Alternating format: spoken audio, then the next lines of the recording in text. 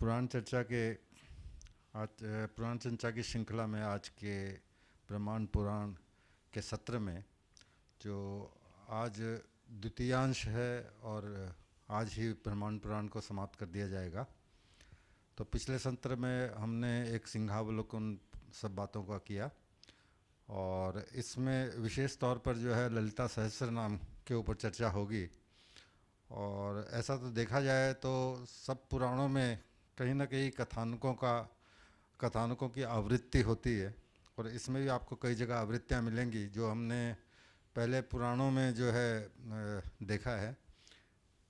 लेकिन मुख्यतः जो है ब्रह्मा, विष्णु और महेश, इन शिव, तो इन तीनों का प्राधान्य जो है सभी पुराणों में दिया गया है और बाकी हर एक पुराण का अपना अपना एक विषय अलग है। हर एक पुराण में अलग अलग बातें समझाई गई हैं। तो आज इसको सविस्तार आपको आकाश जी बताते हुए जो है ललिता सहस्त्र नाम के ऊपर विशेष जोर देके आपको सब बातें समझाएंगे। मैं उनको मंच समर्पित कर रहा हूँ।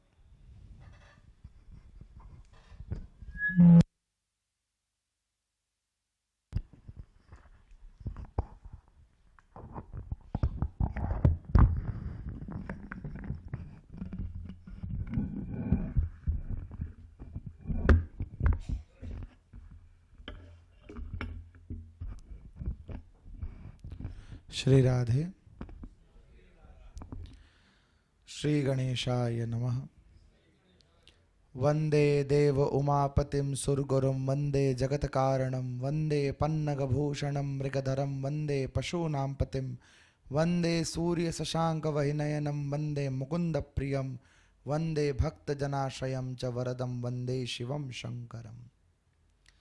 ब्रह्मांड पुराण के आज इस द्वितीय सत्र में आपका स्वागत है। आज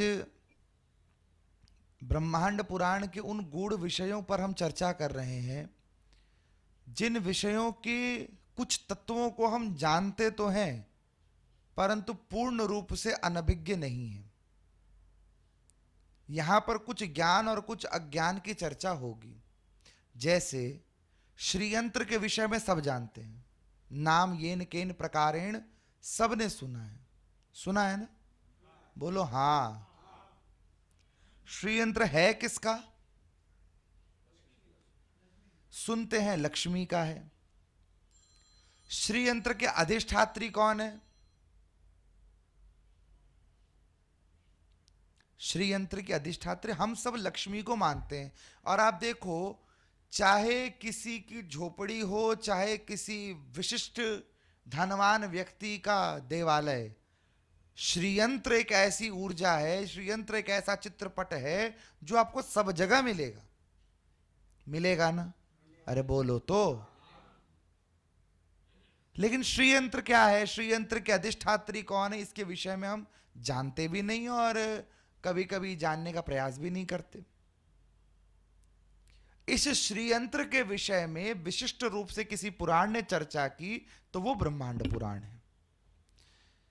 देवी भागवत में भी हमने इस बात पर चर्चा की थी और देवी के भुवनेश्वरी स्वरूप के बारे में भी हमने चर्चा की कि देवी भुवनेश्वरी इस अखिल ब्रह्मांड की स्वामिनी है।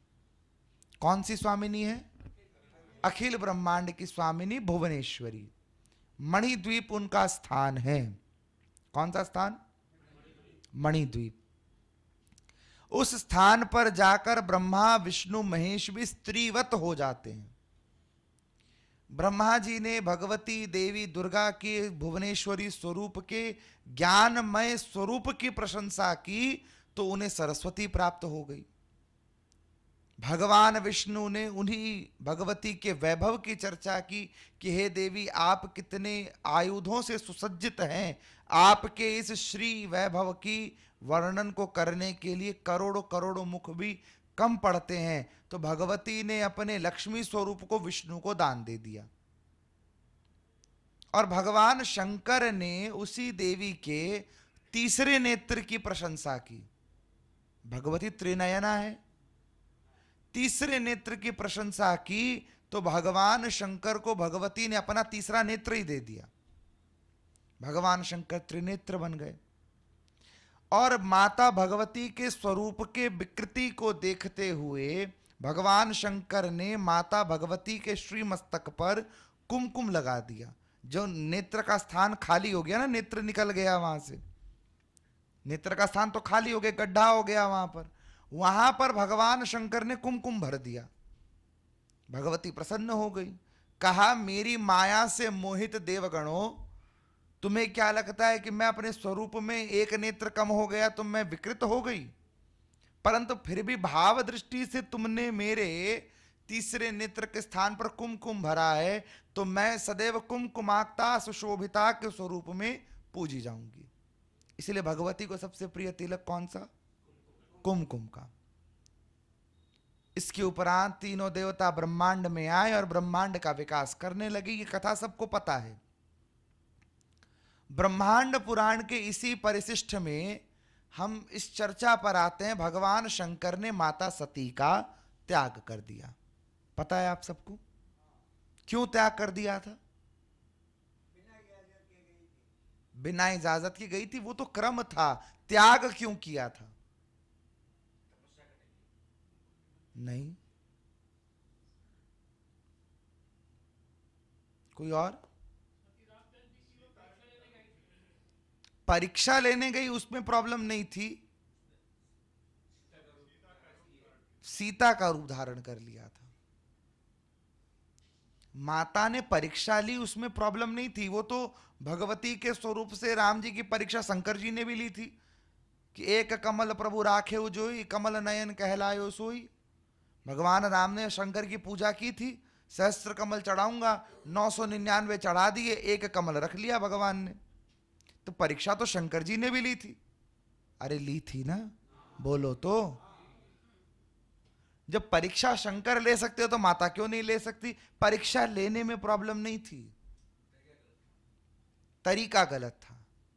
भगवान शंकर के मन में आ गया, इन्होंने मेरी आराध्य माता जानकी का स्वरूप धारण कर लिया, अब ये मेरे लिए मातावत हो गई, और मन ही मन त्यागने का संकल्प कर दिया। और जब 73,000 वर्ष के बाद भगवान शंकर ने समाधि खोली, तो भगवान शंकर ने अपने सन्मुख बैठाया, वाम भाग में नहीं बैठाया। तो मन से उस दिन त्यागा था और तन से दक्ष प्रजापति की यज्ञ में त्याग दिया। ठीक याद है आपको यहां तक की कथा? अरे बोलो तो, अब बोलते रहा करो, सो जाओगे नहीं तो भगवान शंकर ने माता सती को त्यागा, दक्ष प्रजापति के यज्ञ का विध्वंस किया। उस दक्ष प्रजापति के यज्ञ का विध्वंस जो हुआ वो ऐसे वैसे नहीं हुआ। एक एक देवता को भगवान शंकर के दूतों ने, वीरभद्रादि ने पटक पटक कर मारा था। किसी की दाढ़ी नोच दी, किसी की हड्डी तोड़ दी, किसी के दांत तोड़ दिए, पटक पटक कर मारा था। भगवान विष्णु तो भागे वीरभद्र से, और भाग करके 3 रूप में विभक्त हो गए थे, जिन्हें हम तीनों संध्याओं में पूजित करते हैं। ऐसी ऐसी कथाएं भी प्राप्त होती है। तो वो शिव पुराण आदि का विषय है, वायु पुराण का विषय, उस पर कभी और चर्चा करेंगे। उनमें से एक देवता है जिसका नाम है पूषा। क्या नाम है? पूषा। स्वस्ति वाचन कभी सुना है आपने? स्वस्ति न इंद्रो वृद्धश्रवाः स्वस्ति न पूखा। जो पूखा जो हम कहते पूषा देवता, उनको ये 12 आदित्यों में से एक है। तो जब वीरभद्र आया ना, वीरभद्र को देख करके पूषा नाम के भगों ने वीरभद्र को ललकार दिया।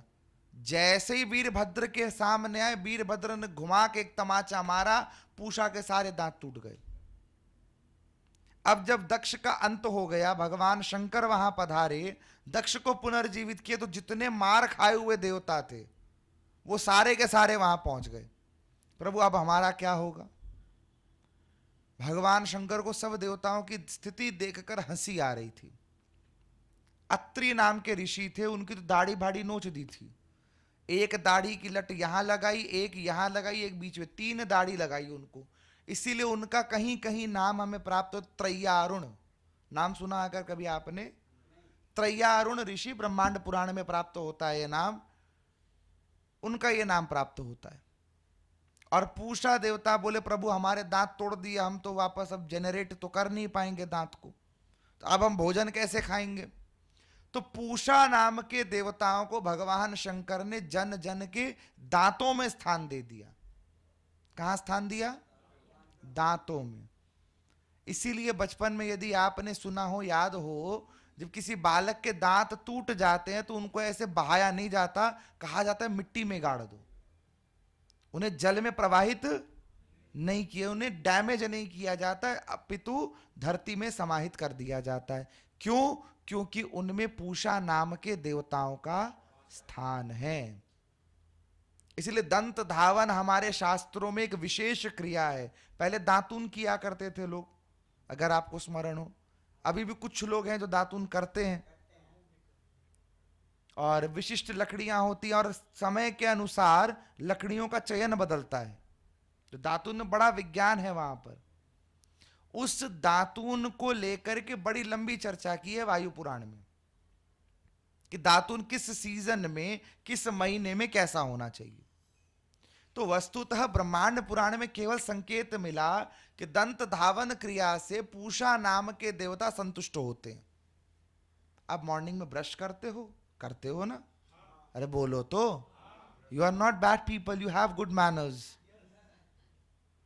तो पूषा नाम के देवताओं के स्थान को शुद्ध करके, और फिर हम जब ठाकुर जी का चरणामृत ग्रहण करते हैं, उससे वो देवता पुष्ट तुष्ट होते हैं। इसीलिए कहा जाता है सुबह सवेरे उठकर मुख को धो करके, स्नान ध्यान करके, बिना कुछ खाए पिए ठाकुर जी का नाम लो, और ठाकुर का चरणामृत लेकर ही अन्न मुख में रखो, तब जाके स्वस्ति नः पूखा विश्ववेदाः।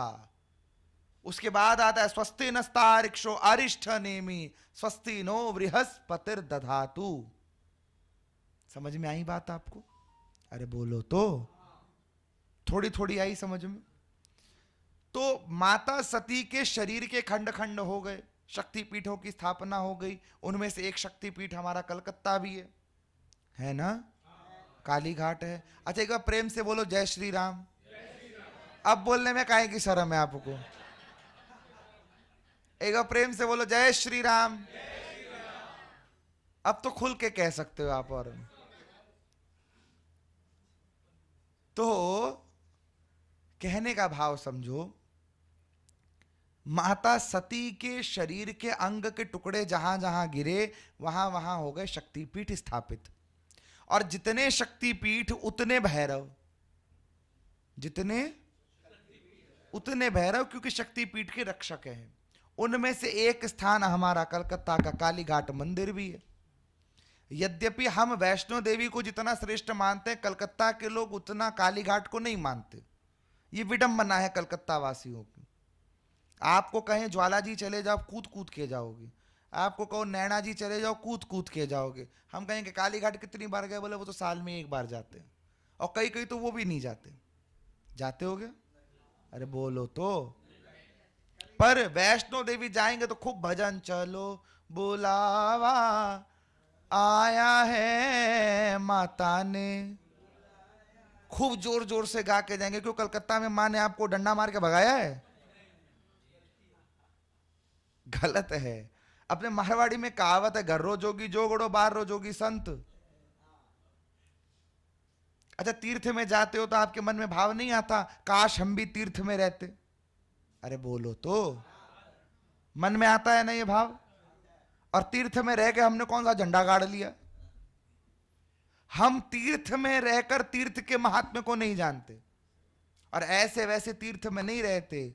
आप देखो भगवती महाकाली का स्थान देवी चरित्र में कैसा बताया कि त्रिदेवियों में महासरस्वती, महालक्ष्मी, महाकाली में तमोगुण नाशिनी, सृष्टि संस्थापिनी, विकराल कराल काल घोरा महाकाली को कहा गया।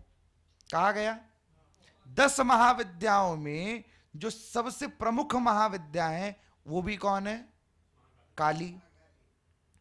कहा गया घोर रूपे महारावे सर्वशत्रु भयंकरी भक्ते भ्यो वरदे देवी त्राहि माम शरणागतम। और जितनी बार देवताओं पर विपदा पड़ी उतनी बार किसको बुलाया? भाई लड़ने के लिए। अच्छा एक बात बताओ, महिषासुर को मारने के लिए नियम क्या था कि कोई स्त्री मारेगी? क्या सरस्वती मैया नहीं मार सकती थी? सरस्वती मैया स्त्री नहीं थी? अरे बोलो तो, थी ना? महालक्ष्मी क्या स्त्री नहीं थी? माता पार्वती क्या स्त्री नहीं थी? लेकिन जब महिषासुर जैसा पातकी आया तो तीनों को अपने तमोगुण को जागृत करना पड़ा, और उस जागृति में जो स्वरूप प्रकट हुआ वो स्वरूप था महाकाली का। कौन सा स्वरूप था? नमस्ते महामाये नमस्ते ब्रह्म रूपिणी जागृतम ही महादेवी जपम सिद्धिम कुरुष्व में। भगवती बड़ी कृपालु होकर के देवताओं का कार्य सिद्ध करती है, और किसी को कोई श्लोक आए ना आए। पहला श्लोक यदि भगवती का किसी से पूछो षोडश मातृका आदि पूजन में, तो जब एक मंत्र से भी पूजा करनी होगी तो कौन सा मंत्र है? जयंती मंगला काली भद्रकाली कपालिनी दुर्गा क्षमा शिवा धात्री स्वाहा स्वधा नमोस्तुते। दीपावली का पूजन करते होगे ना, महालक्ष्मी का पूजन कर लो। अच्छा महालक्ष्मी तो लॉकर में आएगी, काम तो पेपर पे करना होता है ना? बोलो हाँ। प्रॉपर्टी साइन करनी है तो पेपर पे साइन करोगे। करेंसी चाहिए तो पेपर में चाहिए। कोई भी काम आईटीआर फाइल करोगे पेपर पे करोगे। सारा काम पेपर पे करोगे। पेपर पे साइन करने के लिए क्या चाहिए? कलम। कलम की स्वामिनी कौन है? सरस्वती। लेकिन कलम में इंक ना हो तो? बोलो। तो दीपावली पूजन के क्रम में कलम की पूजा तो सरस्वती चित्रगुप्त मंत्र से होती है, लेकिन दवात यानी कि उसकी इंक की जो पूजन के मंत्र हैं वो भी माता काली का ही मंत्र है। किसका मंत्र है? भगवती काली। इसीलिए ऐसी वैसी देवी नहीं है महाकाली। उस काली के क्षेत्र में हम बैठे हैं। किसके क्षेत्र में? काली के क्षेत्र में। जिस पर काली दया करे ना, उसके सामने यमराज आने से डरता है। जय त्वम देवी चामुंडे जय भूतार्ति हारिणी जय सर्वगते देवी कालरात्रि नमोस्तुते। नवरात्रों में 7वें दिन जिस कालरात्रि की पूजा होती है वो भी तो काली है। और मजे की बात आपको बताऊं, देवी पुराण इस बात की ओर संकेत करता है, हम जिस नटवर नागर नंद किशोर मदन मोहन यशोदानंदन वसुदेव सुत भगवान कृष्ण की पूजा करते हैं वो भी काली का ही स्वरूप है। किसका स्वरूप है? काली का। अब आप पूछो कैसे? पूछो, एक साथ पूछो। नहीं बताएंगे। फिर पूछो। अच्छा एक बात बताओ, काली मैया का वर्ण कैसा, स्वरूप कैसा? श्याम वर्णा। आप काला बोल लो, श्याम वर्णा बोल लो, जो बोलना है बोल लो। कृष्ण का स्वरूप कैसा? श्याम वर्ण। माता काली के बाल कैसे हैं? घुंघराले। कृष्ण के बाल कैसे हैं? घुंघराले। शास्त्र मर्यादा में और कृष्ण का बीज मंत्र क्या है? कृष्ण भगवान का बीज मंत्र क्या है? क्लीम। आप भागवत जी का पाठ यदि कभी करो, भागवत कभी उठाओगे, कभी गलती से पन्ने पलटोगे उसके अगर, तो उसका जो मूल मंत्र है वो मूल मंत्र है क्लीम कृष्णाय गोपी जन वल्लभाय स्वाहा। ये भागवत जी में कृष्ण का मूल मंत्र है। कृष्ण का मूल बीज कौन सा हुआ? क्लीम। माता काली का मूल बीज क्या है? क्लीम। तो कृष्ण किसके स्वरूप हैं? काली के। अरे हम नहीं कह रहे, ये वेद व्यास जी देवी पुराण में कालिका पुराण में लिख कर गए हैं, इसलिए कंफ्यूज मत होना। भगवती की लीला बड़ी विचित्र है, इसीलिए इस ब्रह्मांड पुराण में भगवती के उन तीर्थों की महिमा बताई कि जो व्यक्ति काली के तीर्थ में रहता है, यद्यपि वहां पे सारे तीर्थों की महिमा बताई, हम माता काली के सबसे निकट तीर्थ में बैठे हैं, इसलिए हम यहां की चर्चा करेंगे पहले कि काली के तीर्थ में रहने वाला व्यक्ति यदि काली का ध्यान करते हुए, काली का भजन करते हुए अपने जीवनचर्या को चलाता रहे तो भगवती काली कृपा करके भवसागर से उसे पार कर देती है। अब इस बात से किसी को कोई लेना देना नहीं है, सबको पता है हम उस योग्य ही नहीं है कि भवसागर तरेंगे। आप अपनी छाती पे हाथ रख के बोलो तर जाओगे भवसागर अपने बलबूते? इतने जो बढ़िया बढ़िया कर्म कर रखे हैं। कबीर का एक दोहा मुझे पूरा याद नहीं है, माया मरी ना मन मरा मर मर गया, इसके आगे क्या है? आशा तृष्णा ना मिटी कह गए दास कबीर। तो हम तो उस योग्य नहीं है कि तर जाएं, तो हमें तारने के लिए कौन चाहिए? कोई शक्ति चाहिए। और वो शक्ति कौन सी है? काली की शक्ति। बिना काली के मुक्ति नहीं है। कुंजिका स्तोत्र में ये बात आती है, अहंकारी सृष्टि रूपाय ह्रीमकारी प्रतिपालिका क्लीमकारी काम रूपिण्य बीज रूपे नमोस्तुते। कि भगवती काली के स्वरूप में जब जब कोई व्यक्ति ध्यानस्थ होता है तो काली उसका कल्याण करने के लिए, काली के शब्द में ये क और ल, और कल्याण शब्द में भी क और ल की पुनरावृत्ति आती है। काली कल्याण कारिणी है। बिना काली के कल्याण हो नहीं सकता। हो सकता है? अच्छा, ज्ञान किसी पे बहुत आ जाए, पैसा बहुत आ जाए, पर शरीर में अगर शक्ति नहीं हो तो क्या कर लेगा? हमारे पास ज्ञान है, हम ज्ञान को अपने भीतर रखकर अपना उद्धार भले ही कर लें, लेकिन ये जो बोलने की शक्ति है, ये कंठ जो है, दुर्गा कवच यदि आपने पढ़ा होगा तो काली जो है वो कंठ में वास करती है। कहां वास करती है? और जिह्वा पर सरस्वती वास करती है। जिह्वा पर सरस्वती वास करती है और काली कंठ में। तो आवाज जिह्वा से निकलती है कि कंठ से निकलती है? तो शक्ति का मूल स्तोत्र कहां है? कंठ। और कंठ में कौन बैठी है? काली। उस काली के पास आप जाते नहीं। हर व्यक्ति चाहता है मेरा नाम हो जाए, हर व्यक्ति चाहता है। आप भी चाहते हो? अरे बोलो तो। खूब नाम हो, खूब मेरा काम चले। और हर बार हर व्यक्ति के जीवन में ये बात आती है, कहीं बात होगी, काम की बात चलेगी, फिर गड़बड़ आ जाएगी।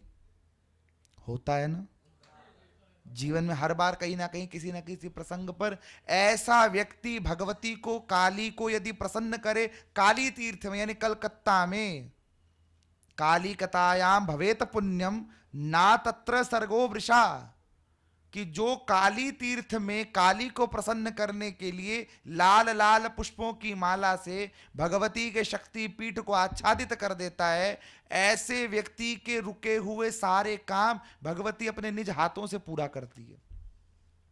कैसे पूरा करती है? निज हाथों से पूरा करती है। अब निज हाथों में 3 मुद्रा है, अभय मुद्रा, वर मुद्रा, कल्याण मुद्रा। अभय मुद्रा हाथ ऊपर की ओर होगा, कल्याण मुद्रा में हाथ नीचे की ओर होगा, और वर मुद्रा में हाथ इस तरह से रहेगा। माता भगवती 3 मुद्राओं से उसके काम को पूरा करती है। कितनी मुद्राओं से? 3 मुद्रा से। इस तीर्थ क्षेत्र में रहने वाला, जन्म लेने वाला और इस तीर्थ में भगवती के दर्शन का सेवन करने वाला व्यक्ति यदि जीवन में एक बार भी मातृ स्वरूप से मां काली को मां कहकर पुकारे और उनके प्रिय मिष्ठान जो गुड़ के मिष्ठान हो वो उन्हें भोग चढ़ाए, तो उसे सारे भोगों की प्राप्ति हो जाती है।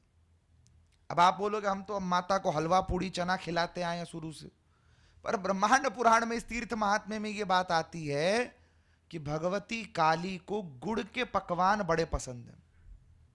किसके पकवान? गुड़ के। आटा और गुड़ मिला के आप जो भी बना लो, हलवा बनाओ, उसमें दोष नहीं कहा है।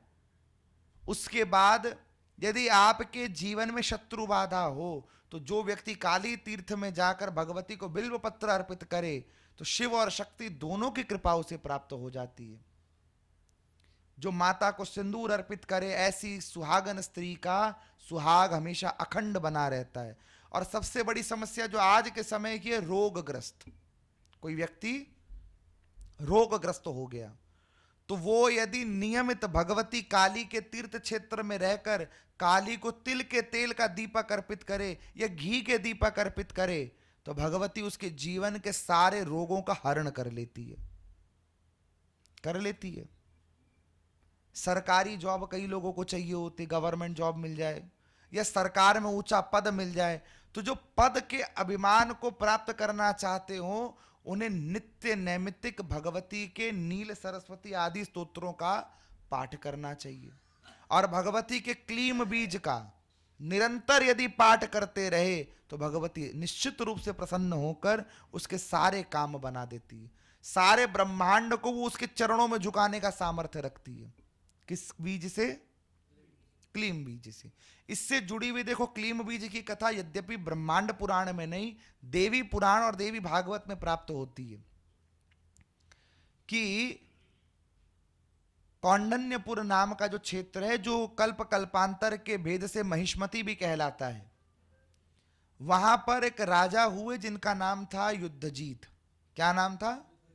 युद्धजीत। युद्धजीत और सुदर्शन नाम के दो भाई हैं। ये सुदर्शन यद्यपि राजा का बड़ा बेटा है, युद्धजीत छोटा बेटा है। राजा की मृत्यु हो गई तो सुदर्शन के ननिहाल वाले और युद्धजीत के ननिहाल वाले दोनों नाना आपस में आके लड़ मरे, जिनमें युद्धजीत के नाना विजयी हो गए और युद्धजीत को राजा बना दिया गया। युद्धजीत की मां ने कहा यदि सुदर्शन जीवित रहा तो ये फिर कुछ समय बाद आएगा और आक्रमण करेगा, राज्य पर संकट बना रहेगा। तो युद्धजीत ने उसे ढूंढकर मारने का आदेश दे दिया। अब जब आदेश मिल गया, जगह जगह खोजने लगे, तो दौड़ते दौड़ते युद्धजीत ने देखा सुदर्शन और उनकी माता भारद्वाज मुनि के आश्रम में स्थित हैं। किसके आश्रम में? भारद्वाज मुनि के आश्रम में। आश्रम में गए, कहा ये हमें दे दो। बोले हमारे संरक्षण में हम तो देंगे नहीं, तुम में ताकत हो तो ले जाओ आके। आश्रम में जो जो पग रखता गया भस्म होता गया, तो आश्रम में जाकर के उन्हें वो प्राप्त हुए नहीं। अब समय बीता और समय बीतने के साथ कलावती नाम की एक कन्या को स्वप्न में भगवती ने आदेश किया कि तुम सुदर्शन से विवाह कर लो। अगले दिन पिताजी ने उसका स्वयंवर रखवा दिया। अब उस स्वयंवर में सुदर्शन भी आया, युद्धजीत भी आया और युद्धजीत का नाना शत्रुजीत भी आया। अब आपको लगता है क्या होना चाहिए? वहां पर शादी होगी, वहां तो युद्ध हो जाएगा। उधर कलावती ने कह दिया मैंने मन से सुदर्शन को पति मान लिया है, अब मैं वैश्याओं के समान राजाओं के बीच में नहीं जाऊंगी। राजा बोले हमारा तो अपमान करने के लिए बुलाया है यहां पर। अब सोचो आपको सबको यहां पर बुलाकर हम ही गायब हो जाए तो? अरे बोलो तो। सबको मैसेज गया ब्रह्मांड पुराण होगा, आकाश जी आएंगे, कथा सुनाएंगे, पता चला आकाश जी अता पता ही नहीं। ताले की होवे आनंदो पावे, दुखी तो हो जावे। तो वही हालत वहां पर हुई। इधर युद्धजीत को पता चल गया सुदर्शन भी आया है।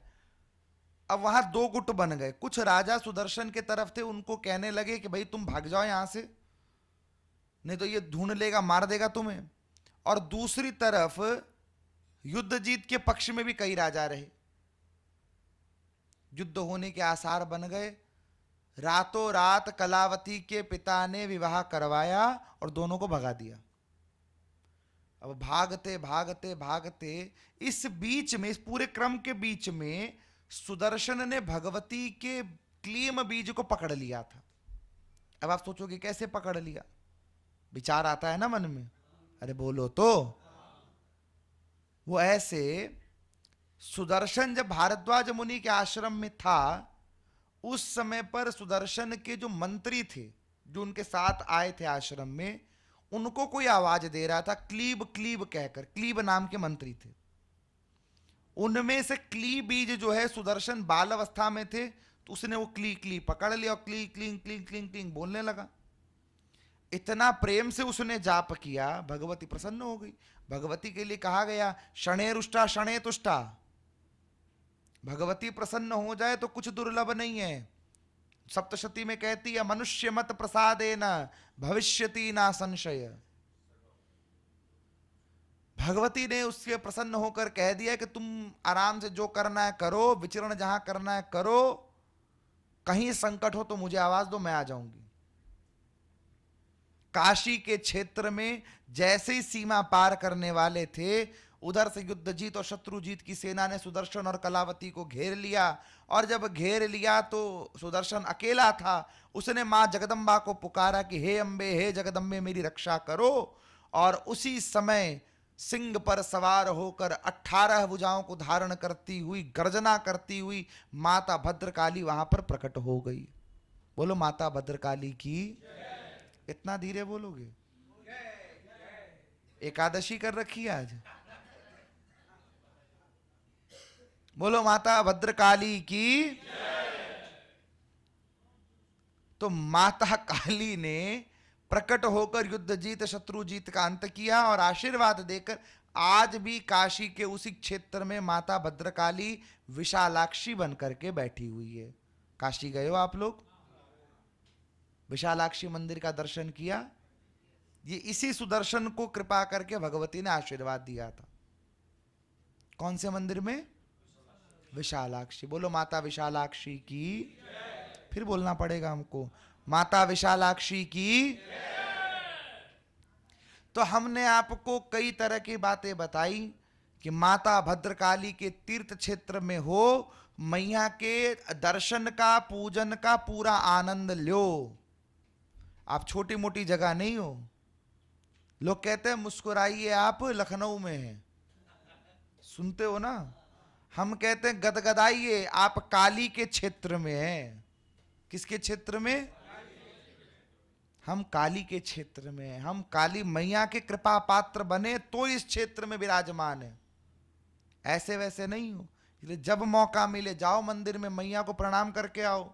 वहां भी जाओ मंदिर में तो बोलो चलो बुलावा आया है।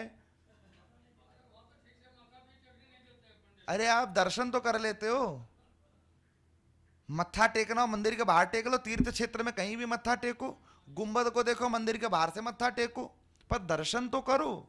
सुलभ है ये, सबसे बड़ी बात सुलभ है। विचार करो हमारे पूर्वजों ने कितने अत्याचार सहे। कालीघाट आज का मंदिर तो है नहीं, कई 100 वर्षों का पुराना मंदिर है। कभी दिल्ली के राजा आ गए, कभी मुगलों का साम्राज्य आ गया, फिर अंग्रेजों का साम्राज्य आ गया, और हमारे कलकत्ते में भी पता नहीं किन किन का साम्राज्य रहा, फिर भी भगवती की पूजा अनवरत चलती रही। इसके लिए हमें अपने पूर्वजों का ऋणी होना चाहिए कि वे हमें उस भगवती के मूल स्वरूप का दर्शन सुलभ करा कर गए।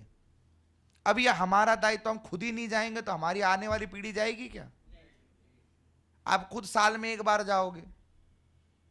अरे बोलो तो, साल में एक बार खुद जाओगे और फिर उम्मीद करोगे कि हमारे पीछे वाले भी सब चलते रहें, जाते रहें, तो एटा चोल बिना कि चुत करते हो भाई।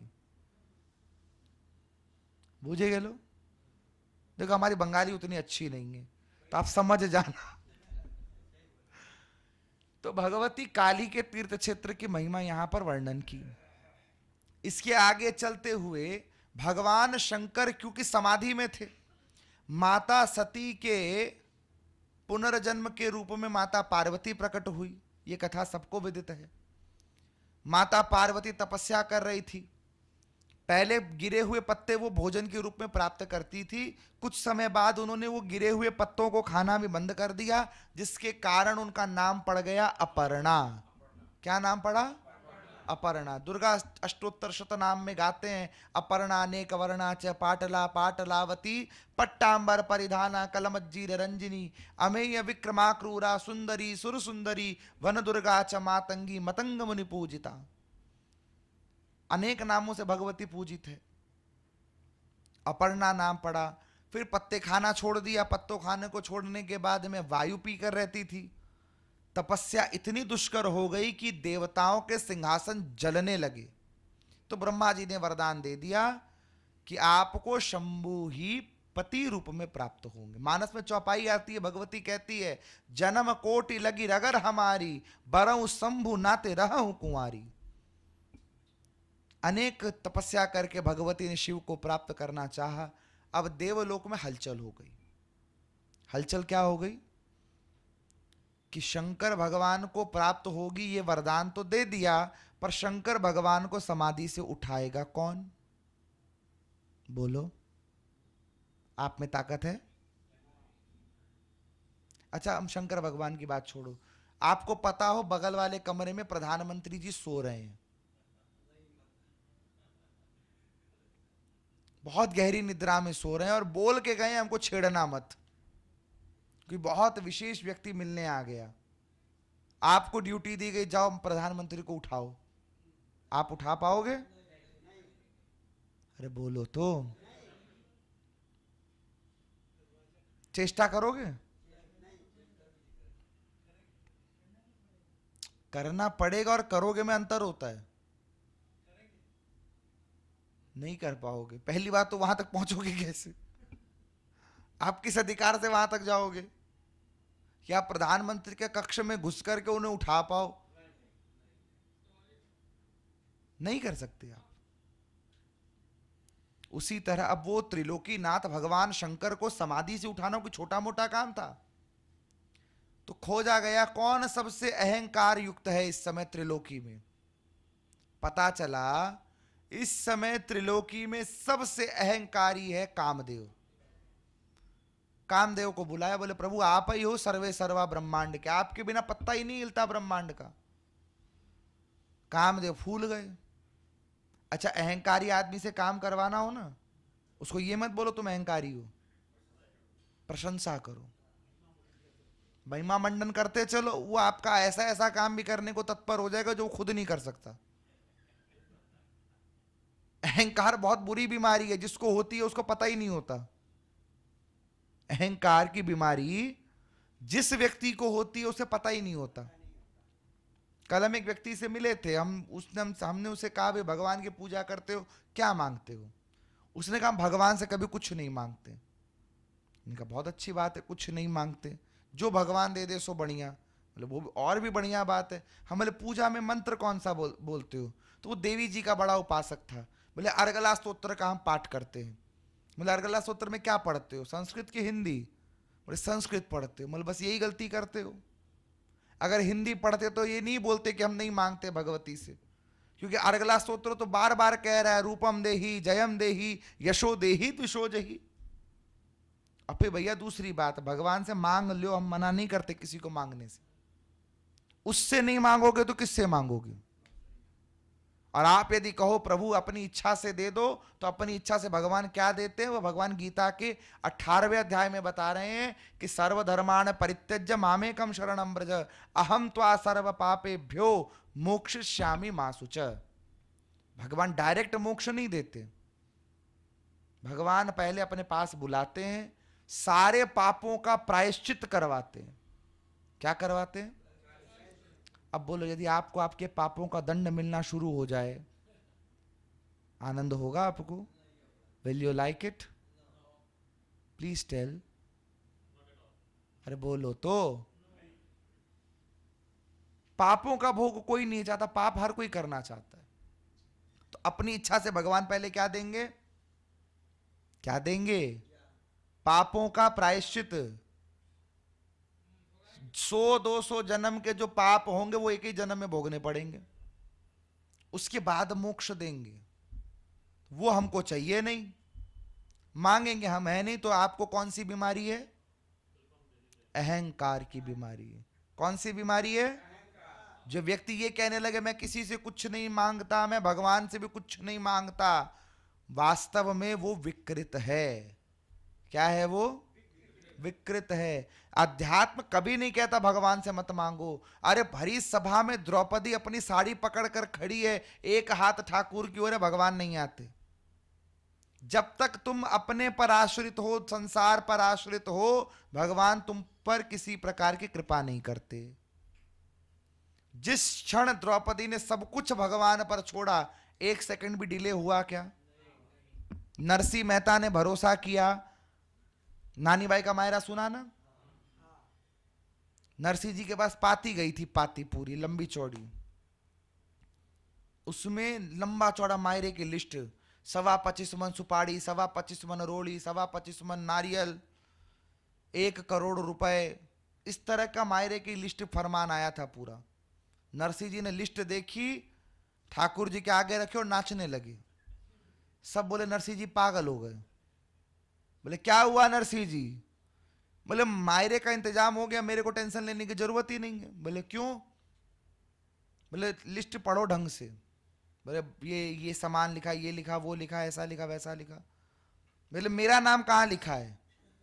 बोले सबसे नीचे लिखा है। तो नरसिंह जी ने पद में लिखा है कि ऊपर जी को नाम लिखो वो तो भरसी भात, और नीचे लिखो नाम नरसिंह भजन करे दिन रात। कि ऊपर जिसका नाम लिखा वो तो भात भरेगा। ऊपर किसका नाम लिखते हैं सबसे पहले? भगवान का। श्री कृष्णाय नमः लिखा था सबसे पहले ऊपर। तो नरसिंह जी कहते ऊपर जी को नाम लिखो वो तो भरसी भात, नीचे लिखो नाम नरसिंह भजन करे दिन रात। अब भगवान आए कि नहीं आए? अरे बोलो तो। ऐसे चुप चुप मत रहा करो। हमें गाना याद आ जाता है, पुरानी फिल्म का एक गाना है ना, चुप चुप बैठे हो। तो इसमें सारे बोल लिए, हम जब बोलते हैं तो शर्म आती है तुम्हें? तो कहां थे हम? कामदेव। कामदेव को दौड़ाया गया, बोले आप प्रभु काम पे लगो। कामदेव गए, महादेव की समाधि तोड़ी। महादेव ने मन में विचार किया, ये कामदेव बड़े बड़े अमलात्मा विमलात्माओं की समाधि तोड़ देता है, आज कामदेव को ही फोड़ डालो। कामदेव रहेगा नहीं, मस्त भजन करेंगे सारे के सारे। ये विचार भगवान शंकर ने किया। कामदेव का गोविंदा है नमो नमः हो गया। महादेव चले गए, महादेव की शादी भी हो गई। महादेव के गणपति नाम का पुत्र हो गया, कार्तिकेय हो गए, ताड़कासुर का वध हो गया। एक दिन गणेश जी महाराज घूमते फिरते उस गुफा में पहुंचे जहां पर उन्होंने देखा एक बहुत बड़ा राख का ढेर लगा है और एक स्त्री वहां बैठकर रुदन कर रही है। गणेश जी पहुंचे उसके पास। गणेश जी ने पहुंच करके पूछा, देवी तुम कौन हो? बोले मैं कामदेव की पत्नी रति हूं। कौन हूं? कामदेव की पत्नी रति। ये राख किसकी है? क्यों? अरे अभी तक धधक रही है, अभी अभी मरा है क्या?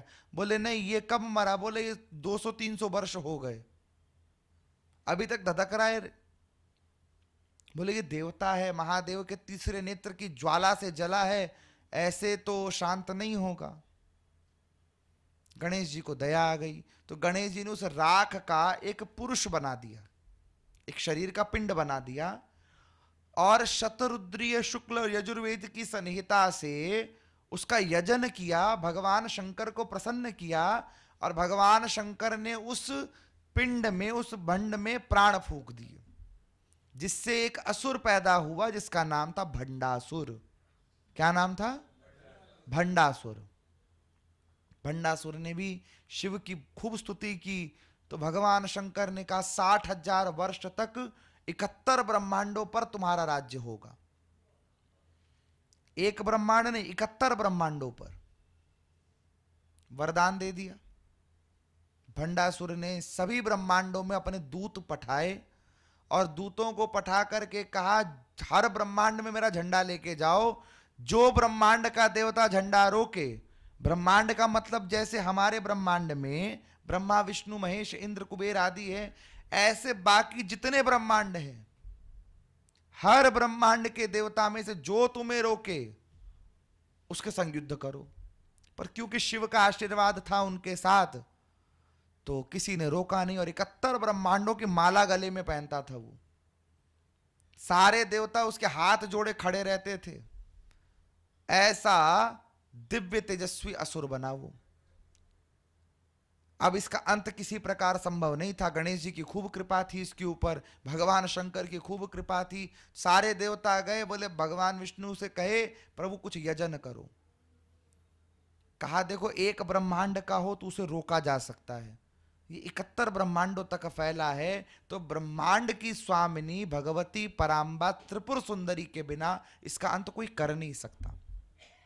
तो एक विशाल यज्ञ भूमि का निर्माण हुआ, और उस यज्ञ में देवताओं ने अपनी अंग आहुति तक दे डाली। एक ब्रह्मांड के नहीं, सारे ब्रह्मांड के देवता आए, और सारे ब्रह्मांड के देवताओं ने मिलकर अपनी अपनी अंगाहुति जब उसमें दे डाली, उसी यज्ञ कुंड से भगवती पराम्बा दिव्य तेजोमय रूप में प्रकट हो गई। बोलिए ललिताम्बा मैया की। इतना धीरे धीरे बोलोगे, सरकार ने नया अधिवेशन लाया आपके लिए। बोलो माता ललिता त्रिपुर सुंदरी की। माता ललिता का प्रादुर्भाव हुआ। हर ब्रह्मांड के विश्वकर्मा ने मिलकर के भगवती के लिए सुंदर भवन, नगर और रथ का निर्माण किया, और कामेश्वर महादेव के स्वरूप से भगवती का विवाह हुआ। जितने 71 ब्रह्मांडों के स्वामी जो एक परम शिव हैं, उनका नाम है कामेश्वर। क्या नाम है? कामेश्वर। जब वो क्षमा प्रार्थना करते हैं ना वैदिक मंत्रों में, तो वहां पर एक मंत्र कामेश्वरो वैश्रवणो दधातु, मंत्र सुना ये? जब आप ये मंत्र तो सुना ही होगा, यज्ञेन यज्ञमय जंत देवा स्थानि धर्माणि प्रथमान्य सन्नो ते हनाकम महिमान सचंत्र यत्र पूर्वे साध्याः संति देवाः। ये मंत्र तो सुना होगा। इसी मंत्र की श्रृंखला में आगे ये मंत्र आता है कामेश्वरो वैश्रवणो दधातु। कामेश्वर भगवान परम शिव को कहा गया है, जो हर ब्रह्मांड के शंकर के स्वामी शिव हैं। अब आप कहोगे स्वामी शिव क्या होता है? मन में विचार आता है ना। जैसे एक सूर्य दैदीप्यमान हमारे आकाश मंडल में है, उसी सूर्य को यदि 100 शीशे लगा दो, 100 शीशे लगा दो, तो 100 के 100 शीशों में वो दिखेगा कि नहीं? दिखेगा। ताप भी बराबर होगा, ताप भी बराबर होगा। लेकिन अगर शीशों को तोड़ दिया जाए तो क्या सूर्य टूट जाएगा? नहीं। उसी प्रकार महाशिव, महाविष्णु, महाब्रह्म, इसको परम ब्रह्म भी कहा गया, ये तीनों प्रधान देवता हैं। इन तीनों प्रधान देवताओं में जो भगवान महाविष्णु है या परम विष्णु है, उनके अंग प्रत्यंग से अनेकों ब्रह्मांड का सृजन होता है। उन अनेकों ब्रह्मांड में परब्रह्म ब्रह्मा से अनेकों ब्रह्मा प्रकट होते हैं, और महाशिव से, कामेश्वर शिव से अनेकों रुद्र शंकर प्रकट होते हैं, जो हर ब्रह्मांड में विराजमान है। आई समझ में बात? ये सारे मिलकर जब एक बिंदु होते हैं तो सब के सब पहुंच जाते हैं भगवान कृष्ण के गोलोक धाम पर। वहां जाकर ये सारे विष्णु कृष्ण में समाहित, सारे शिव भगवान कृष्ण में समाहित, ब्रह्मा भी कृष्ण में समाहित। और कृष्ण भगवान अपने समस्त मंडलों के साथ जब प्रलय काल में अपने रूप को समाहित कर लेते हैं, तो ये सब मणिद्वीप पहुंचकर भगवती ललिता त्रिपुर सुंदरी में विद्यमान हो जाते हैं। मूल शक्ति कौन सी? त्रिपुर सुंदरी त्रिपुरा। कौन सी? त्रिपुर सुंदरी। भगवती का आवाहन हुआ। अब भंडासुर को संदेश भेजा गया। भंडासुर को संदेश मिला तो युद्ध प्रारंभ हुआ। और ये कोई ऐसा वैसा युद्ध नहीं था। इस युद्ध को लड़ने केवल भंडासुर वर्सेस भगवती नहीं था ये। इस युद्ध में रावण भी आया, हिरण्यकश्यप भी आया, हयग्रीव भी आया, जितने असुर आपके शुंभ निशुंभ महिषासुर चंड मुंड, सारे के सारे इस युद्ध में आए थे। एवरीवन। कितनों को तो नरक जाकर लेकर आया था भंडासुर। अब ये भी विचार होगा कैसे लेकर आया? भाई 71 ब्रह्मांडों पर उसका शासन था, तो वो तो कहीं भी जा सकता था। तो जिस जगह जो अवेलेबल मिला उठा के ले आया। और यहां ब्रह्मांड पुराण की इस कथानक में भंडासुर ने खूब संग्राम किया। एक एक करके भगवती ने सबको उसी रूप में मारा जिस रूप में एक्चुअली में मारा था। जब रावण आया तो राम को प्रकट कर दिया भगवती ने। जब हिरण्यकश्यप आया तो नरसिंह को प्रकट कर दिया। एक एक करके समस्त असुरों का संहार किया। और संहार करने के बाद भंडासुर जब स्वयं आया तो भगवती ने उसका भी संहार कर दिया। अब जब संहार हो गया तो रति फिरा के रोने लगी। बोले भंडासुर के रूप में से मेरे पति के शरीर की राख से कोई तो था। और तब वहां भगवती त्रिपुर सुंदरी ने आज रति को पुनः सुहागन बनाया और कामदेव को अनंग रूप से प्रकट कर दिया। किस रूप में? अनंग रूप में। और अनंत अनंत रूप में श्री यंत्र में जाकर विराजमान हो गई। श्री यंत्र में जो सबसे ऊपर का बिंदु होता है, सबसे ऊपर जो स्थान होता है, वो होता है भगवती त्रिपुर सुंदरी का स्थान। किसका स्थान? त्रिपुर सुंदरी का। उन्हीं भगवती त्रिपुर सुंदरी की कृपा से जीव को हर प्रकार के सुख, शांति, वैभव की प्राप्ति होती है। इनके सिद्ध करने के अनेक मंत्र हैं, जिनमें सबको विदित मंत्र होगा श्रीं ह्रीं श्रीं कमले कमलालय प्रसीद प्रसीद श्रीं ह्रीं श्रीं महालक्ष्मये नमः। ये मंत्र सुना होगा आपने, यूट्यूब आदि में बड़ा प्रचलित मंत्र है। अब मूल प्रश्न पर आते हैं कि जब त्रिपुर सुंदरी उसकी अधिष्ठात्री देवी है, तो हम लक्ष्मी के स्वरूप में क्यों मानते हैं? आता है ना प्रश्न? अरे बोलो तो। माता त्रिपुर सुंदरी ने जब भंडासुर का संहार कर दिया, माता अपने मूल रूप में लौटने लगी, तो देवताओं ने प्रार्थना की कि हे भगवती, हम आपकी कुछ दिन और सेवा करना चाहते हैं। तो कामेश्वर भगवान के नाभि कमल के आसन पर बैठने वाली मैया त्रिपुर सुंदरी ने कहा कि देवियों की सेवा मैं स्वीकार करूंगी और देवता मेरे चरणों के पास विराजमान रहेंगे। देवियों में लक्ष्मी और सरस्वती ने अलग अलग सेवा प्राप्त की। तो माता लक्ष्मी ने भगवती के सुंदर श्रृंगार की सेवा ली और माता सरस्वती रोज नए नए गीत बनाकर भगवती को सुनाती थी।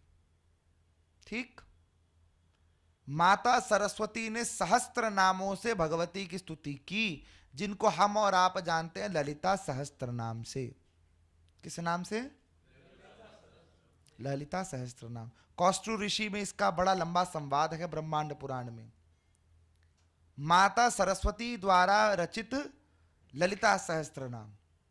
और माता लक्ष्मी पर प्रसन्न होकर भगवती ने कहा कि हे देवी, तुमने मेरी खूब श्रृंगार सेवा, भोजन सेवा आदि की है, इसीलिए वरदान देती हूं कि तुम्हारी पूजा के रूप में ही मेरे श्रीयंत्र की पूजा जग विदित हो जाएगी। तुम्हारे नाम मंत्र से ही मेरा ये श्रीयंत्र पूजित होगा, तुम्हारे बीज मंत्र से ही मेरा ये श्रीयंत्र पूजित होगा। लक्ष्मी के दो बीज श्रृंग और रिंग। कौन से बीज हैं? श्रृंग और रिंग। इन दो बीजों से ही श्रीयंत्र की पूजा होती है। श्रीयंत्र यदि आपके घर में है तो उसकी कुछ पद्धति है। पहले तो उसे अच्छे आसन, लाल आसन पर रखो, भगवती के निकट रखो, खड़ा करके मत। कई लोगों क्या देते हैं, वो खड़ा कर देते हैं सामने। फोटो में रहता है ना, अरे बोलो तो। अब फोटो तो मंदिर ऐसे तो श्रीयंत्र ऐसे ही खड़ा रहेगा, पर ऐसे उसे खड़ा रखना नहीं चाहिए। श्रीयंत्र आसन पर विराज, क्योंकि श्रीयंत्र की स्थिति है कि उसकी ऊर्जा नीचे से ऊपर की ओर जाती है, पीछे से आगे की ओर नहीं आती है। तो पहली स्थिति उसे सीधा रखना चाहिए।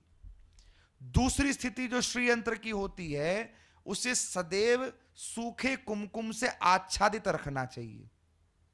सूखे कुमकुम को जो आप साधारण रूप से घर में कर सकते हो, उस पर आच्छादित रखो। कमल गट्टे की माला आसानी से मिल जाएगी मार्केट में। कमल गट्टे की माला सदैव उस पर विराजमान रखो, क्योंकि भगवती शंकर के नाभि कमल पर स्थित होती है। किस पर स्थित होती है? नाभि कमल भगवान शंकर के।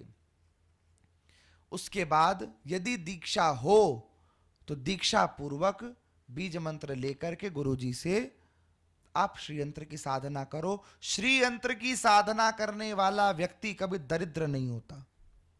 इज्जत से करो। तो ये देखा देखी वाला काम मत करना। चार इधर से ले आए, चार उधर से ले आए, दो मंत्र यहां सीखे, दो मंत्र यूट्यूब पे चलाए और फिर बन गए हम परम श्री श्री श्री 1008। ये काम मत करना। तरीके से करो, विधिवत करो। जो श्रीयंत्र का आधिकारिक ब्राह्मण गण हो, उनसे सीख करके फिर आप श्रीयंत्र की पूजा करो। धूप भगवती को अति प्रिय। गूगल की धूप होती है, सुना होगा आपने, गूगल की धूप। संध्या के समय गूगल की धूप श्रीयंत्र के सामने निवेदित करो, दीप अर्पित करो, भोग अर्पित करो। समय समय पर श्रीयंत्र को स्नान आदि कराओ और यथासंभव भगवती के मंत्रों का अनुष्ठान करो। तो श्रीयंत्र आपके हर प्रकार के दरिद्र का हरण करके आपको परम सौभाग्यशाली बना सकता है। इतनी शक्ति है श्रीयंत्र में। चेष्टा करो और प्रार्थना यही रखना, प्रभु हे भगवती, मैं नहीं जानता कि पूजा कैसे होती है, न जानामि पूजाम न च ध्यान योगम, गतिस्त्वम गतिस्त्वम त्वमेका भवानी, कि मैं कुछ नहीं जानता। ये भाव रख करके भगवती से निवेदन करो। ब्रह्मांड पुराण की इसी श्रृंखला में आगे वृष्णि वंश का वर्णन आता है, जिसमें भगवान कृष्ण का प्रादुर्भाव हुआ। अब भगवान कृष्ण की कथा यद्यपि सभी को पता है, लेकिन इस पुराण में विशेषता यह है कि श्यामंतक मणि हम सब जानते हैं कि सूर्य ने सत्यव्रत को दी थी ना, जो सत्यभामा के पिताजी थे। सूर्य को कहां से मिली? सूर्य को कहां से मिली श्यामंतक मणि? तो उसका उत्तर है कि कौष्टुक ऋषि ने सविता नाम से सूर्य देव को यह कथा सुनाई है, ब्रह्मांड पुराण। और सूर्य देव ने इसी पुराण का आश्रय लेकर के भगवती बाला त्रिपुर सुंदरी का आश्रय लिया, और बाला त्रिपुर सुंदरी ने कृपा करके सूर्य देव को श्यामंतक मणि प्रदान की थी। और बाला त्रिपुर सुंदरी की कृपा से सूर्य मणिधारी हुए, और अपने पूजक को, व्रतधारी को इस बात से प्रसन्न होकर के बड़े अच्छी साधना करता है, तब सूर्य भगवान ने वो श्यामंतक मणि प्रदान की। किसको? सत्यव्रत को। किसको प्रदान की? उसकी चोरी का इल्जाम लगा भगवान कृष्ण पर। इस चोरी को मिटाने के लिए कृष्ण भगवान को दो विवाह करने पड़े। पहला विवाह जामवती से किया, दूसरा विवाह सत्यभामा से। जामवती जी तो फिर भी थोड़ी सी ढलने वाली थी, सत्यभामा तो भूदेवी का स्वरूप थी, और भूदेवी के रूप में तो सत्यभामा बड़ी उग्र हो जाती। अच्छा, पति भी कृष्ण जैसा दूसरा नहीं है। लोग कहते हैं पति राम जैसा चाहिए, पर कथा को अगर पढ़ो तो पति कृष्ण जैसा भी होना चाहिए। अब पूछो कैसे? ये पूछ ही नहीं रहे आधे लोग, बोले जानना ही नहीं है। भाई राम जी तो सोने का मृग लाने गए थे ना? लाए थे क्या? बोलो। सत्यभामा ने कहा मुझे कल्प वृक्ष चाहिए, इंद्र से लड़े भी और लाए भी।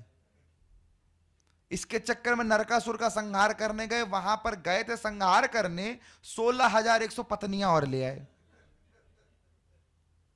16,100 पत्नी और लेकर आए। अब इसकी पूर्व की भी कथा है कि जब भगवान नर नारायण का प्रादुर्भाव हुआ, उस समय भगवान नारायण ने अपने उरु भाग से एक अप्सरा प्रकट की थी, जिसका नाम था उर्वशी। नाम सुना है आपने? उर्वशी के सौंदर्य को देख करके जितनी स्वर्ग की अप्सराएं थी, देव कन्याएं थी, सब दौड़ी दौड़ी भगवान नर नारायण के पास आ गई। तो नरदेव ने कहा देखो हमारे पे तो कुछ संभव है नहीं, जो करनी धरनी है सब इनकी है, इनके चरण को पकड़ो। तो भगवान नारायण से सब देव कन्याएं कहने लगी, वेद की ऋचाएं कहने लगी, प्रभु जब इतनी सुंदर अप्सरा प्रकट कर सकते हो तो आपका मूल और वास्तविक रूप तो अनेक सुंदर होगा।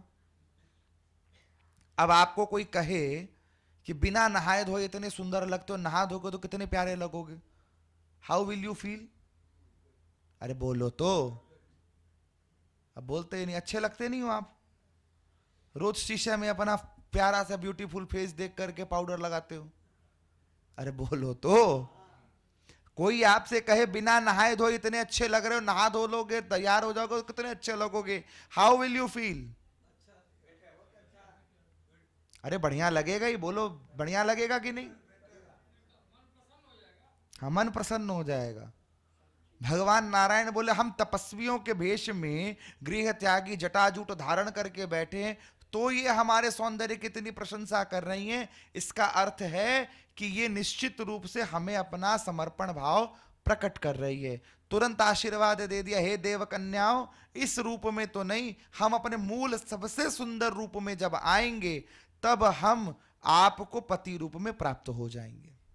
तो यही सारी देव कन्याएं उन 16,100 कन्याओं के रूप में पैदा हुई, जो भगवान कृष्ण की पत्नियां बनी। आई बात समझ में? तो हम भगवान कृष्ण के चरित्र को देखकर कहते हैं भगवान तो इतने विवाह कर लेते हैं, भगवान इतने काम कर लेते हैं। हम तो कहते हैं भगवान के पद चिन्हों पर चलो। भगवान ने 16,100 की थी, तुम 10 कर लो, 10 छोड़ो 2 कर लो और 2 को संभाल लो एक साथ। वो अपना अपना मैटर है। हम एक बात कर रहे हैं, एक व्यंग की बात है। भगवान इतनी कन्याओं को भी संभाल लेते, तुम एक को संभाल लो, संभव है? हालांकि हमारा शास्त्र इसकी आज्ञा नहीं देता। ऐसा नहीं कि कल को जाके स्वयंवर करने, स्वयं वधू करने निकल जाओ अपनी। भगवान ने की थी, हम भी करेंगे। पहले के और अभी के युग में सबसे बड़ा जो अंतर है कि पूर्व के युग में जो पत्नियां, जो स्त्रियां अपने लिए पति ढूंढती थी, वो धनवान नहीं धर्मवान ढूंढती थी। क्या ढूंढती थी? धर्मवान पति ढूंढती थी। और आज की स्थिति में धर्मवान नहीं ढूंढती, धनवान ढूंढती है। पूजा पाठ ज्यादा करने वाला दिख जाए तो पहले हाथ जोड़ लेके खूब पूजा करवाएगा, दूर से ही राम राम करो। तो पंडित जी लोगों का ब्याह होना मुश्किल हो गया आजकल, हो गया है। हमें ही लोग कहते थे तुम आओ नहीं होगो। लेकिन पूर्व के और अभी के चरित्र में यह अंतर है। इसीलिए जब तक धर्मवान के ढूंढने की तलाश है तब तो उस समय धर्म की आज्ञा थी। आज के समय में धनवान ढूंढने की जिज्ञासा है, इसीलिए एक की ही आज्ञा हमें शास्त्र प्रदान करते हैं। तो इधर भगवान कृष्ण के वंश का पूर्ण वर्णन यहां ब्रह्मांड पुराण में मिलता है। और यद्यपि पुराणों में उपलब्ध नहीं है कहीं पर भी, ब्रह्मांड पुराण में भगवान कृष्ण की मैक्सिमम संतानों का वर्णन मिलता है। किस रानियों से, जितने, हर एक रानी से भगवान को 10-10 पुत्र और एक एक पुत्री हुई है। अब जोड़ते रहो बैठ के कैलकुलेटर पे। 16,100 रानी और सबसे 11 संतानें, कितनी हो गई? कोई जोड़ रहा है क्या? अब इन संतानों के भी विवाह हुए और इनकी भी संतानें हुई आगे। भगवान का परिवार अपने भी कितना बड़ा देश था, अरे था ना। और इस पूरे वंश को खत्म किया किसने? किसने? एक दुर्वासा के श्राप ने। एक दुर्वासा के श्राप ने पूरे वंश को खत्म कर दिया। तो यहां शुक्राचार्य जो इस कथा को मूल रूप से ग्रहण कर रहे हैं, वो प्रश्न करते हैं, बृहस्पति प्रश्न करते हैं शुक्राचार्य से, क्योंकि शुक्राचार्य इस कथा के वक्ता भी हुए हैं और बृहस्पति श्रोता हुए हैं इस कथा के। तो बृहस्पति प्रश्न करते हैं कि ये कैसी माया है? इतना बड़ा परिवार पहले बनता है और इतना बड़ा परिवार एक क्षण में नष्ट हो जाता है। बोले हरि की जो लीला है वो तो जगत जान लेता है, पर भगवती की लीला तो भगवती भी नहीं जान पाती है। भगवती के लिए कहा गया ज्ञानी नाम अपि चेतांसी देवी भगवती ही सा बलाद कृष्य मोहाय महामाया प्रयच्छति। कि जो ज्ञानियों में शिरोमणि हैं उनको भी अपनी माया से विमोहित करके बलाद आकृष्य, यानी बलपूर्वक खींच लेती अपनी माया में, वो जगदम्बा है। सुना है ना ये श्लोक आपने? सप्तशती सप्तश्लोकी का श्लोक है। इसीलिए इन भगवती की लीला को समझना इतना सरल नहीं है। अगर इतना सरल होता तो परशुराम जी के पिताजी का अंत क्यों होता? परशुराम जी के बड़े बृहद चरित्रों का वर्णन मिलता है इस पुराण में। ऋचिक नाम के ऋषि हुए, सुकन्या से उनका विवाह हुआ था। अश्विनी कुमारों के द्वारा उनके पति को नवयुवक अवस्था प्राप्त हुई और तीसरी पीढ़ी में जाकर के दूसरी पीढ़ी में जमदग्नि हुए और जमदग्नि के परशुराम हुए। जमदग्नि की पत्नी का नाम माता रेणुका। क्या नाम? रेणुका। एक दिन रेणुका ने किसी गंधर्व को देखा तो उसके मन में काम वासना जग गई, परंतु अपने पतिव्रत धर्म में प्रविष्ट होकर रेणुका ने अपने आप को संयमित कर लिया। लेकिन जमदग्नि जी को जब पता चला तो परशुराम को आज्ञा दे दी कि अपने माता का वध कर दो। क्या आज्ञा दे दी? माता का वध कर दो। परशुराम जी ने परसा उठाया और माता का धड़धड़ से अलग कर दिया। जमदग्नि बड़े प्रसन्न हुए, परशुराम जी बड़े क्रोध में भर गए, पिताजी ये कैसा कलंक वाला काम आपने करवा लिया। तो जमदग्नि ने कहा मैं तुमसे वध नहीं करवाना चाहता था, मैं तुम्हारी परीक्षा ले रहा था कि तुम मेरी आज्ञा में कितने प्रविष्ट रह पाते हो। क्योंकि ये पराकाष्ठा थी किसी पुत्र को कहना कि अपनी माता का वध कर दो, है कि नहीं पराकाष्ठा? अरे बोलो तो। उसी समय जमदग्नि ने हाथ में जल लिया, रेणुका माता के शरीर पर डाला, मैया पुनर्जीवित हो गई।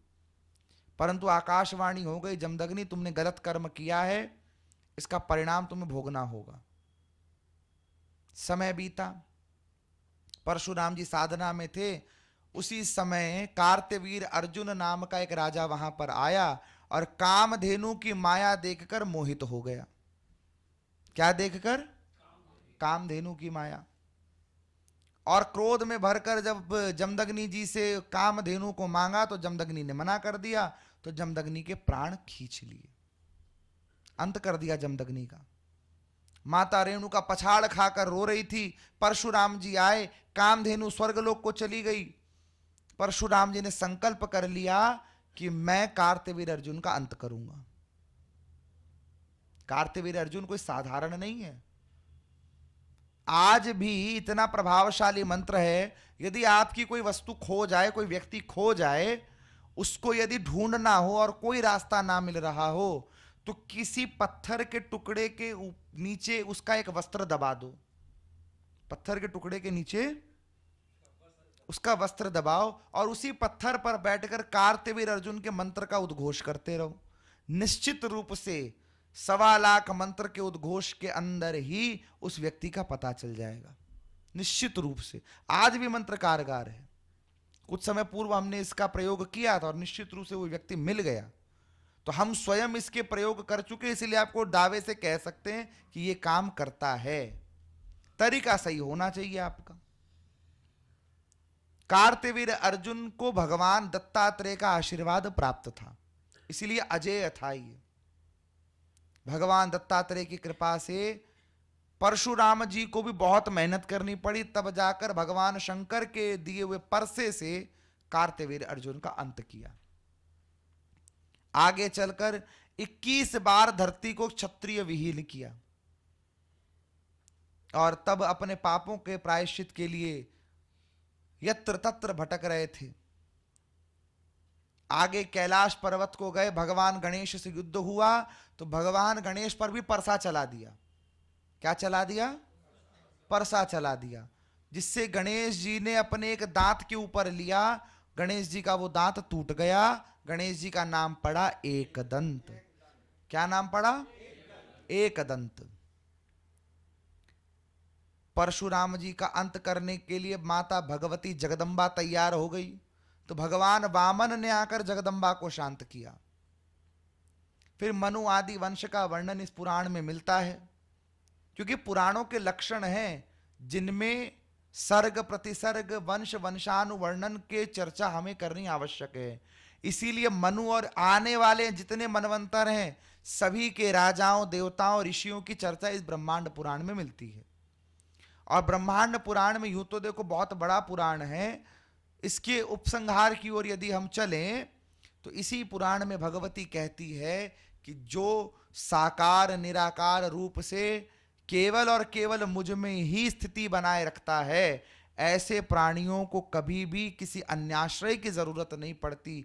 मैं स्वयं उन पर कृपा करके उन्हें अपने दिव्य लोक में स्थान प्रदान कर देती हूं। इति श्री ब्रह्मांड पुराण परिपूर्ण है। हरिओम तत्सत।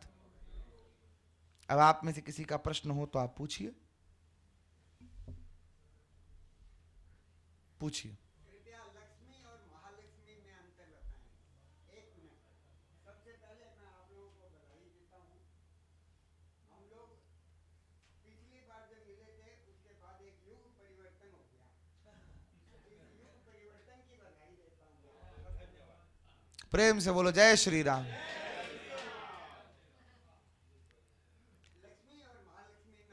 देखो इसका बड़ा साधारण सा उत्तर है। भगवान विष्णु की जो भार्यां हैं जो समुद्र मंथन से प्रकट हुई हैं, उनका नाम है भगवती लक्ष्मी। और महिषासुर को जो देवी मारने वाली है उनका नाम है महालक्ष्मी। शुंभ निशुंभ का वध करने वाली देवी का नाम है महासरस्वती। और अन्यान्य चंड मुंड आदि असुरों का वध करने वाली का नाम है महाकाली। तो देवी जिस स्वरूप से लौकिक लीला करती है, ब्रह्मांड लीला करती है, वो महाहीन होती है, यानी महाशब्द से विमुख होती है, जैसे लक्ष्मी, सरस्वती, पार्वती आदि। और जब भगवती अनेक तेजों से संयुक्त होकर प्रकट होती है तो देवता सर्वप्रथम जिस रूप से स्तुति करते हैं उनमें महाशब्द की पुनरावृत्ति होती है, जिससे उसका नाम पड़ जाता है महालक्ष्मी, महासरस्वती या महाकाली। कहिए।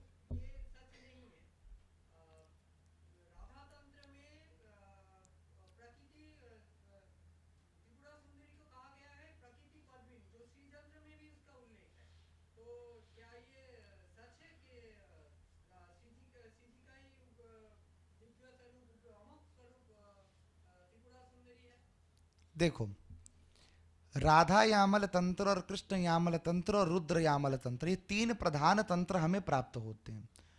पूर्व में हमने जिस दुर्गा स्तोत्र शतनाम स्तोत्र की चर्चा की वो रुद्र यामल तंत्र में आता है। उसी तंत्र में आगे चल करके ये बात वर्णन मिलती है जिसमें ये वर्णन आया, भौमावश्य निशाम अग्रे चंद्रे शतभिषाम गते विलख्य यंत्रम विदिना विधिज्ञो भवेत सदा धारयते पुरारी, कि हे भगवती तुम्हारे इन यंत्रों मंत्रों को जो भी इस निश्चित तिथि और इस निश्चित नक्षत्र में धारण करता है वो त्रिभुवन का स्वामी बन जाता है।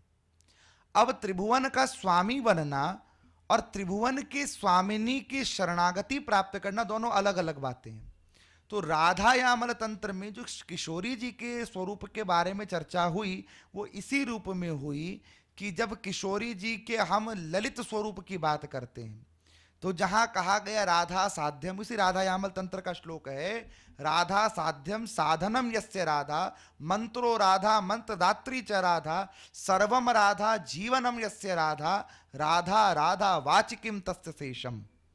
राधा यामल तंत्र में इस बात का उल्लेख मिलता है कि राधा ही मंत्र है, राधा ही मंत्रदात्री है, राधा ही सर्वस्व है, राधा ही साधन है, राधा ही साध्य है। ये मूल स्वरूप जो आता है ये एक ब्रह्म सूत्र से आया जिसको हम कहते हैं एको ब्रह्म द्वितीयो नास्ति।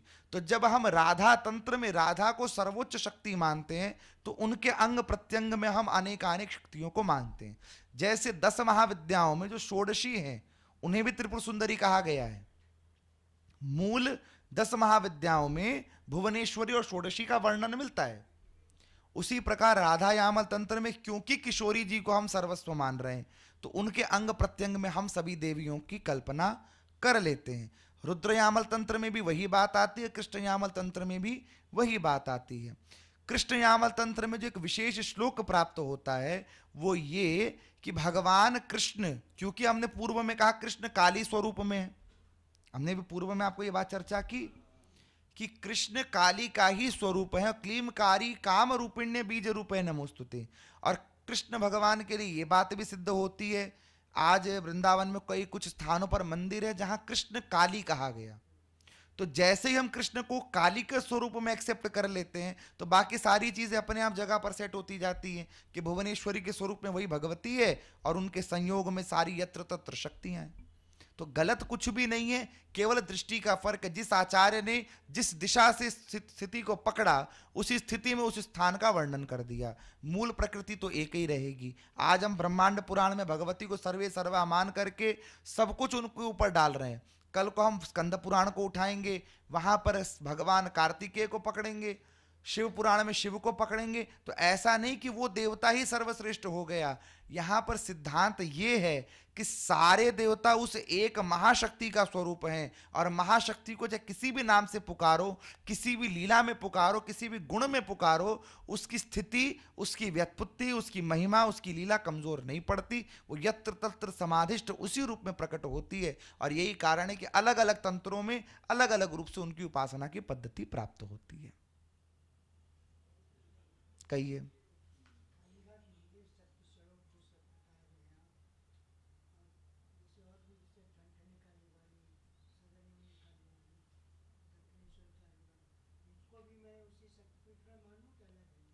देखो, शक्तिपीठ तो एक ही है जो कालीघाट में है।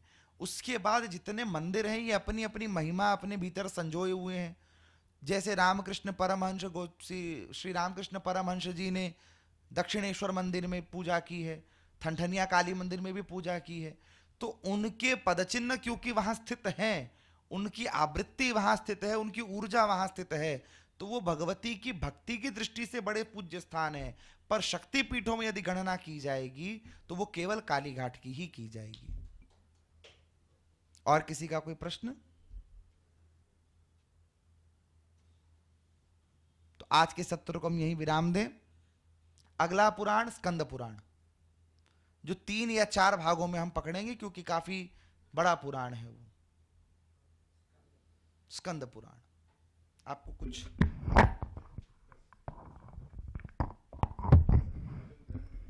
सभी लोग प्रसाद ग्रहण करेंगे।